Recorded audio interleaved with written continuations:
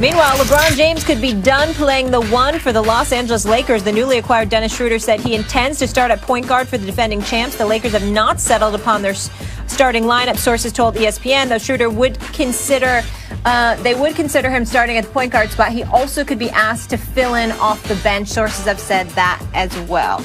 Max, I'll start with you here. How much pressure is on the Lakers to repeat? I think there's more pressure on the Lakers this season. Yeah, I didn't hear either. I'm sorry. I'm assuming you said me, but I don't know. Max, Go ahead, Max. Go ahead, Max. Because Stephen A. didn't. Okay. All right. I think there's more pressure on the Lakers to start this season, to win this season, than there was last season. Like, do you remember before last season that survey of GMs, right? I think it was right before the season started. It was late October or November. Who is most likely to win? GMs, right? So they survey 30 GMs, all the GMs in the league, and they ask who is most likely to win the championship. These people, their living is dependent on knowing this kind of stuff, of evaluating talent. Number one was the Clippers. Number two was the Bucks. Lakers finished a distant third. They turned out to be wrong. But the perception was going in, the Lakers may not win it this season. And why not? Like, this is the third time LeBron has formed a super team in a location. The first time is he went to Miami. Dwayne Wade and Chris Bosh. And then Miller and all these guys. Yeah, we want to play there too. They lost the championship year one. They got there, but they lost. Same thing happened in Cleveland. Oh, they got Kyrie and the number one pick. They can flip Wiggins into Kevin Love. I'll go to Cleveland. There's another super team. Year one, he lost. True, everyone got hurt, but he didn't win the championship year one. LeBron usually figures that out year two because you got to get the details just right. It's hard just to throw guys together and have them win a championship. So I would say the expectation among most who knew was not that the Lakers would win, yet they did. But how about this season, guys? What's the expectation now? A lot of people would say the number one and number two players in the world are both on the Lakers. They just won the championship, and I think everyone agrees they improved at least on paper in the offseason. Montrezl Harrell and Schroder and Marc Gasol. So, yeah, there's more pressure now, especially, Stephen A., as you know. You spent enough time in L.A. and have covered the league long enough and have been alive long enough to know. Lakers fans, they get greedy. You know, the reason they want to win a championship is because you can't repeat or three-peat without winning the first one. Now they expect it. So do the odds makers, and I think there's more pressure than ever right now. Well, for me personally, when I think about three-peat, that's the only time that I'm interested in applying any kind of pressure to LeBron James at this stage and point in his career. He's never done that in his career. He won back-to-backs in Miami. He won one in Cleveland. He won one with the Los Angeles Lakers. But he's never three-peated like Jordan. He's never three-peated like Kobe. And so because of that, I would like to see that. I don't think that will happen. But then again, you never know with the arsenal that they've put forth. The bottom line is I don't think there's as much pressure on the Los Angeles Lakers to quote-unquote repeat outside of that. I think there's pressure on LeBron James to win another chip before he departs from L.A. since he'll have Anthony Davis. And by the way, speaking of Anthony Davis, congratulations to Clutch Sports and Anthony Davis. I don't know why the hell they're in the news for him not signing. It's a 2-year deal, it's a 3-year deal, or it's a 4-year deal. Either way you slice it, you're getting the max. What the hell is all the drama about? Sign the damn contract. Yeah, just tell them what you want. Are you really leaving Southern? Are you really leaving Southern California to go to the Windy City of Chicago or to the New York Knicks under Dolan, Max Kellerman? I mean, is there really some suspense as to where Anthony Davis is going to go? But they're in the news. I mean, so hey, more power to Rich Paul and Clutch Sports. Major props to them. He's been doing a good job. Here's the bottom line. At the end of the day, when you look at all the moves that the Lakers made, certainly they're the favorites, they're the prohibitive favorites. But Max, I was of the mindset, if you remember, I said the Lakers had to win last year. I'm not trying to say there's no pressure, because of course there's pressure. I'm saying there was more last year than now.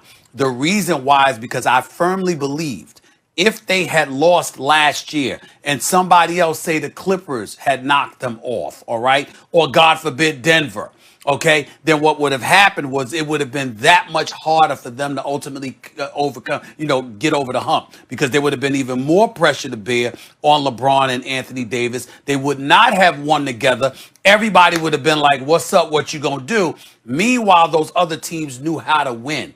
But the fact that that has not happened and the Lakers ended up handling their business in relatively dominant fashion, I might add, the bottom line is because they handled their business the way that they did and they won the chip and they already know how to win together and they've gotten that off. Now they could just go and play basketball, may the best team win. They should be it. Again, there's pressure because they're the prohibitive favorite. But it's nothing compared to what it was last year, because if they had not won last year, it would have been significantly more pressure this season and beyond. But the reason is, see, I think there's a problem with that kind of thought experiment. The reason that there's more pressure now is because they didn't lose to the Clippers. They never met the Clippers. They didn't lose to the Nuggets. They didn't lose to anyone. And Stephen A., the truth is, they never really came close, brother. They never really came close. That was kind of an easy championship win. Not that winning any championship is easy, but we've seen teams get to a nail-biter Game 7 along the way, right? Right, they made it look easy. Could someone even take them to a Game 7? No. That was like Jordan on the Bulls type stuff, right? Like, oh, y'all can't even take this dude to a Game 7? Those might be the two best players in the world. So the fact that we now know that they were that much better than the rest of basketball last season, and we all believe they got better, but we don't look at any other team and say, see that team right there? That team was knocking on the door, and they just took a giant step forward. We don't think that about the Clippers. You may think they got marginally better or marginally worse. The Bucks got a little better, but they didn't even get out of the East. Did the Heat get better? Maybe if certain guys improve because they're getting a little older, but no one. We don't see anyone on the, it's not like the Nuggets acquired some major star or something like that. We're like, okay, now what are they going to do?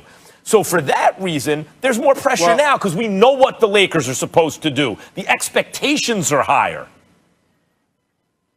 Well, again, I disagree. I mean, because the expectations are higher because we're looking at them and some of the moves that they've made, and they're the prohibitive favorites. But I look at Denver, one could argue that there's addition by subtraction. Even though we all like Jeremy Grant and he can ball, the fact that he's going to be gone, Bart's going to come back, but you've got Michael Porter Jr. that's expected to ascend. Who knows how interesting that can be. We love Montrezl Harrell. We understand that he's an Energizer bunny. And, aside from his poor performance in the playoffs, he had some things going on family-wise, not to mention the fact that he really didn't want to be in the bubble to begin with, and he wasn't getting along with Paul George. That's an element. But the Clippers have upgraded because Serge Ibaka is an upgrade from Harrell, a better rim protector and a better perimeter shooter. So we get that along with the motivational element of Paul George and Kawhi Leonard really needing to make amends for their poorest performance in Game 7. It could be very, very interesting. But in the end, the Lakers already won. They handled their business. They need to win another title again, sure. But this season, per se, even though they're the prohibitive favorite, if it doesn't happen, we'll get over it, and they'll come back the third season together. All right, we'll leave it there. And if they win another title, they'll pass the Celtics for most ever. All right, when we come back here on First Take, finally, we need to discuss Carson Wentz.